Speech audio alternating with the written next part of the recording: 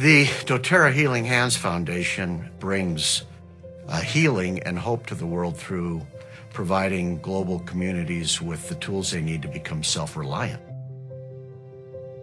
By participating in projects that address the needs of microcredit lending, access to health care, education, sanitation, clean water, and fighting child sex trafficking, individuals are empowered and lives are changed.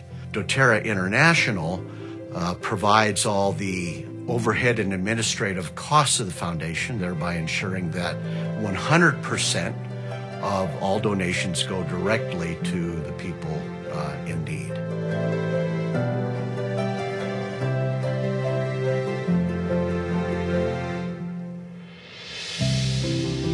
That's been the mission and the vision of the foundation from the very beginning, even when doTerra International didn't have very much, even when its founders weren't drawing a paycheck.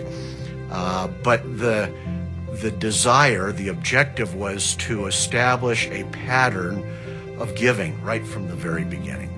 In fact, one might say that as much as we love the essential oils, as much as that brings hope and empowerment to people that use and share the oils, the culture really begins with this desire to give, to help, to liberate, and to empower others through the foundation.